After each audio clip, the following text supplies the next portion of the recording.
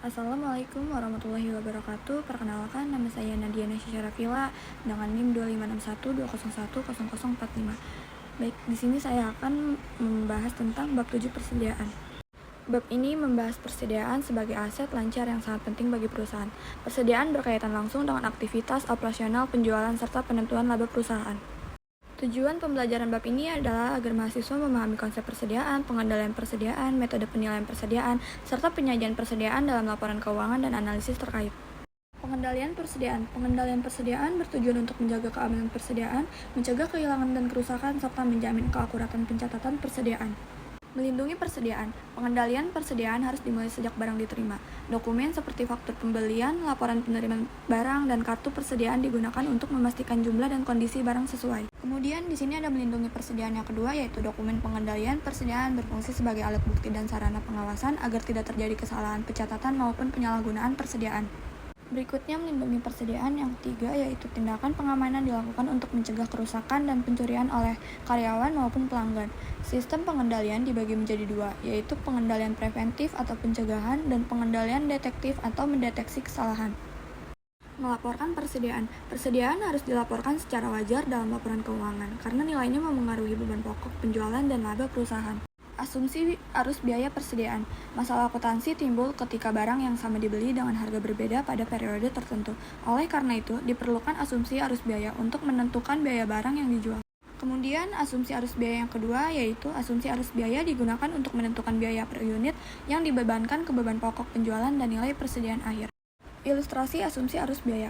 Diasumsikan terdapat 3 unit barang X yang identik dibeli selama bulan Mei dengan biaya yang berbeda-beda. Kemudian di sini ada ilustrasi asumsi arus biaya yang kedua, yaitu 1 unit barang dijual pada tanggal 30 Mei dengan harga 20. Perbedaan asumsi arus biaya akan menghasilkan nilai beban pokok penjualan dan laba yang berbeda. Metode identifikasi spesifik. Metode ini mengidentifikasi unit yang dijual berdasarkan pembelian tertentu. Contohnya, unit yang dijual memiliki biaya Rp13.000 sehingga laba bruto Rp7.000 dan persediaan akhir bernilai Rp23.000. Metode biaya persediaan masuk pertama, keluar pertama, mengasumsikan bahwa barang yang pertama dibeli adalah barang yang pertama dijual. Metode biaya rata-rata tertimbang. Metode ini menghitung biaya rata-rata dari seluruh unit yang tersedia untuk dijual dan menggunakan rata-rata tersebut untuk menentukan beban pokok penjualan. Metode biaya persediaan. Slide ini merangkum metode biaya persediaan yang umum digunakan, yaitu identifikasi spesifik, FIFO, dan rata-rata tertimbang. Metode persediaan dalam sistem perpetual. Dalam sistem perpetual, setiap pembelian dan penjualan langsung dicatat. Sistem ini cocok untuk barang yang jumlahnya sedikit namun bernilai besar. Metode masuk pertama, keluar pertama. Sistem perpetual dan periodik. Sistem perpetual mencatat persediaan secara terus-menerus, sedangkan sistem periodik hanya menghitung persediaan pada akhir periode. Sistem periodik biasanya digunakan untuk barang yang jumlahnya banyak namun nilainya kecil. Tampilan 4. Ayat jurnal dan akun persediaan perpetual atau FIFO.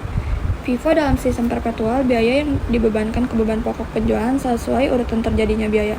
Metode ini sering sesuai dengan aliran fisik barang. Metode biaya rata-rata tertimbang. Kelebihan FIFO. FIFO menghasilkan nilai persediaan akhir yang mendekati harga pasar saat ini dan sering memberikan laba yang lebih tinggi saat harga naik.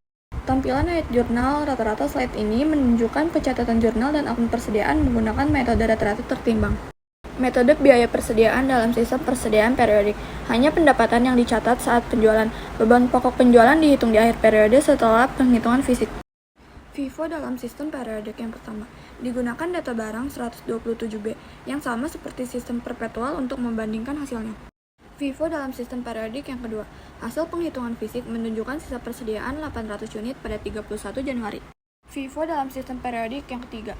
Beban pokok penjualan dihitung sebesar Rp26.720.000 berdasarkan data yang tersedia. Tampilan arus biaya FIFO. Ditunjukkan alur biaya persediaan dari pembelian hingga penjualan dengan metode FIFO. Rata-rata tertimbang periodik 1. Biaya rata-rata tertimbang dihitung dengan membagi total biaya persediaan tersedia dengan total unit. Rata-rata tertimbang periodik 2. Persediaan akhir dan beban pokok penjualan dihitung berdasarkan biaya rata-rata yang diperoleh. Perbandingan metode 1. FIFO dan rata-rata tertimbang menghasilkan perbedaan pada beban pokok penjualan, laba bruto, laba bersih, dan persediaan akhir. Perbandingan metode 2. Perbandingan dilakukan dengan menggunakan sistem persediaan perpetual. Pengaruh perubahan harga. Perubahan harga memengaruhi hasil perhitungan persediaan dan laba antara metode FIFO dan rata-rata tertimbang.